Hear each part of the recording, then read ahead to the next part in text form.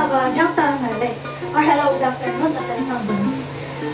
Simula na ng Sunday viewing habit ng Pamilyang Pilipino. Ako po ang iyong kapuso, ARRIANNE.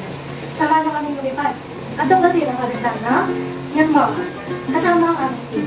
Di umano, ito ang mapapagpapasyalan at siya papapasabi na ng IKJS Triana. Welcome to Myanmar. Historically, the country was known as Burma until 1989. The change was initially opposed by numerous governments around the world due to the country's violent military history. However, the name Myanmar finally persisted, though it is also frequently referred as Burma. It is the westernmost country in the mainland of Southeast Asia. It has diverse ethnicity. There are around 135 ethnic groups spread throughout the country. It has contributes to the country's cultural melting pot. These ethnic communities have been there for hundreds of years, and the greatest thing is that the majority of their languages, rituals, and traditions have been preserved up to this day.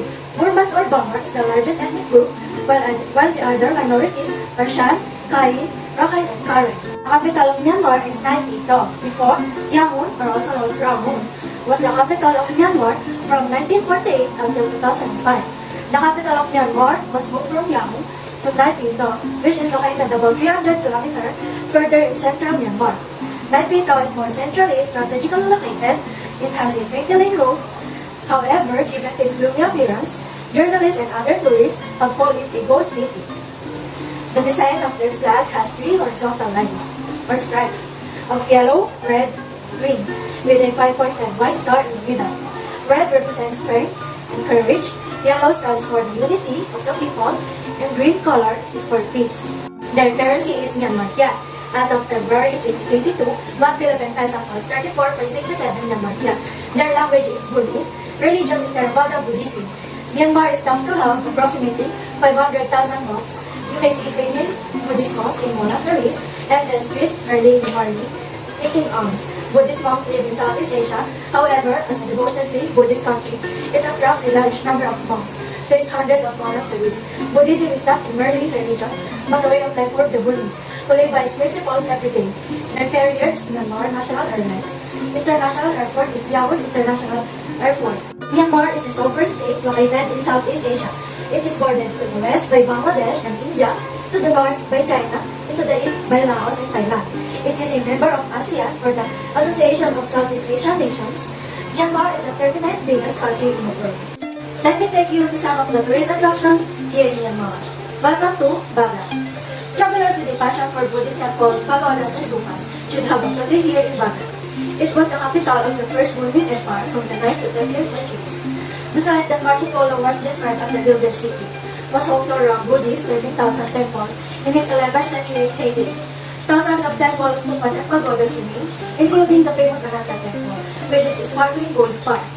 The beauty of this country has been described in detail by Marco Polo in his writings. To spread Theravada Buddhism, the monarchs established thousands of temples filled with rare stone and gold. One of the nicest things to do in Baga is to watch the sunrise over the silhouette of temples. A once-in-a-lifetime experience to make it magical is to take a hot air balloon trip over the pagodas. There are several customizable hot air balloon trips available which you might want to look into. Also, it is the only city in the world with the greatest concentration of religious buildings made by a variety of handicrafts, wood carvings, jade and gems as a souvenir at Baga. Our second tourist spot is Golden Rock or Mount Kaitose. It's known locally and a totally awesome sight. A pagoda sitting atop of a huge boulder that appears as if it's about to fall to the edge of a cliff. Both are covered in gold leaf. The locals believe that the boulder sits 8,100 meters or 3,600 feet above sea level. It's held in a place known in Miracle of Buddha. The pagoda is said to contain the strand of his hair. Visiting here is a pilgrimage for Myanmar Buddhists. Golden Rock is about 5-hour drive from Yangon and also involves a long walk. The staircase leads to a pagoda complex that houses several viewing platforms and Buddha shrines. Our third tourist spot is Shwedagon Pagoda. The Shwedagon or Greater Dragon Pagoda is considered as the most sacred site in Buddhism in Myanmar because this sacred temple complex enshrines Buddha's hair and other holy relics which were brought to Burma by some Indian merchants. The 2,500-year-old pagoda is located on Singatura Hill in Yangon, the largest city in Myanmar. Over the centuries, the pagoda has grown from 8 meters to 99 meters, or 26 feet to 366 feet. The regions of Sridagon are lost in antiquity because it is estimated that the pagoda was first built by the monk during the Bagan period, sometime between the 6th and 10th century AD. It is covered in gold leaf. The stupa is covered in 4,631 diamonds. Numerous temple statues and stupas can be found at this unforgettable site. Our next tourist destination is Tongkalat. Built atop of an extinct volcano plug, the Buddhist monastery of Tongkalat is one of the most breathtaking sights in Burma. To reach the monastery, visitors must climb the 777 steps to the summit. Along the way, there are multitude of macaque monkeys expecting treats. From the top of Tongkalat, one can enjoy a panoramic view and one can see the ancient city of Bagan, the massive solitary conical peak of Mount Pompa, the volcano that actually caused the creation of volcanic plug. Our fifth destination is Ilay Lake. The vast and beautiful Ilay Lake is one of Myanmar's most popular tourist destinations.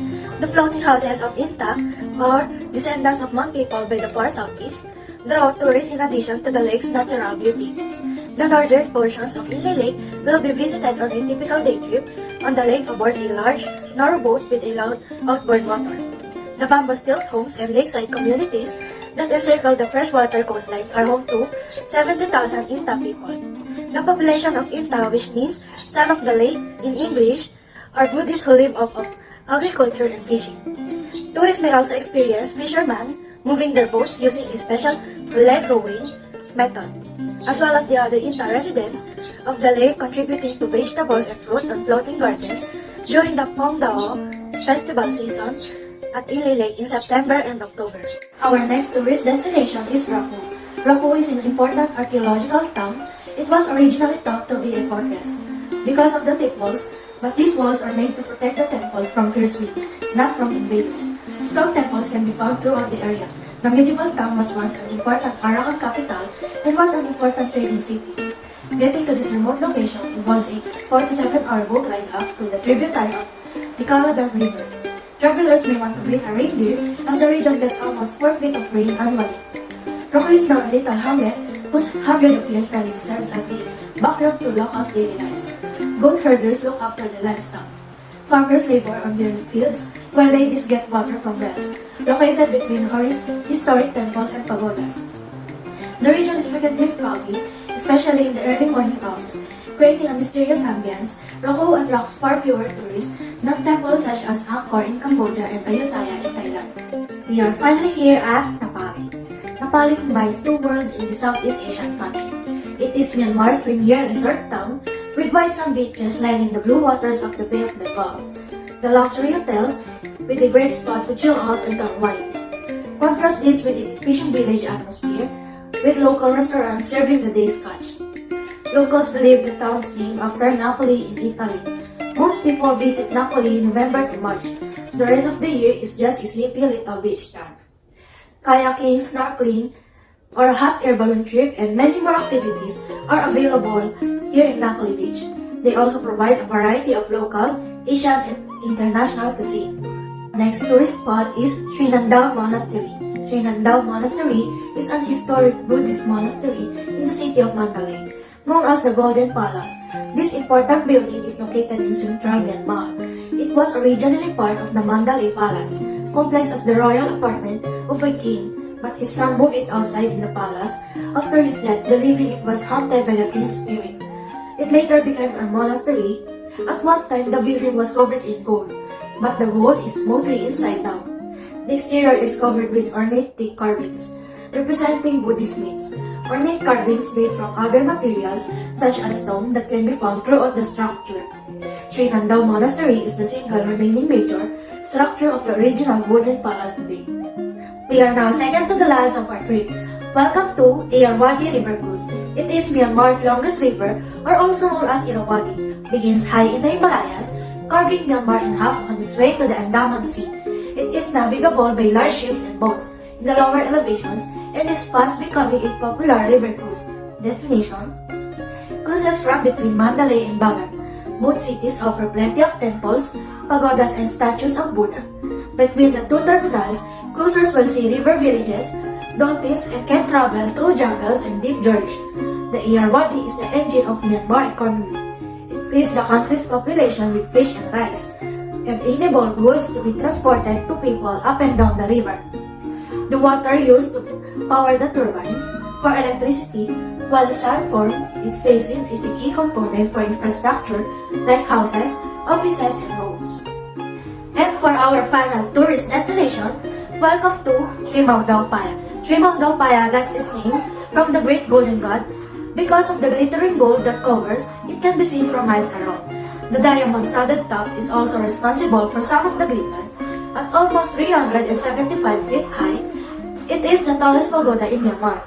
Especially important to Buddhism because it contains several relics belonging to Buddha.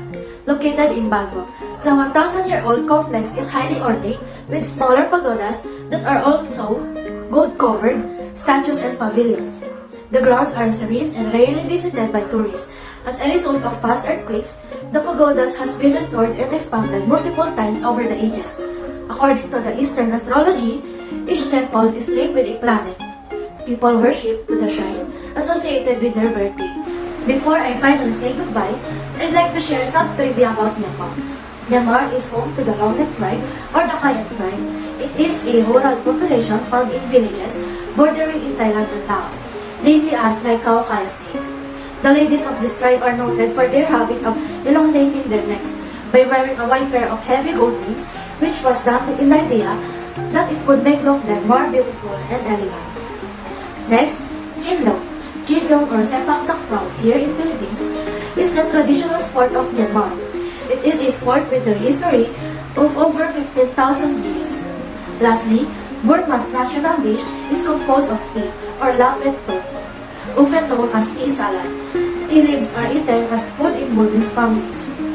Tea leaves are used in a variety of ways, including fermented, fried, and boiling tea leaves. I am your tour guide for today, ARRIANNE. Thank you for flying with us. Enjoy the rest of your trip. Stay safe and God bless.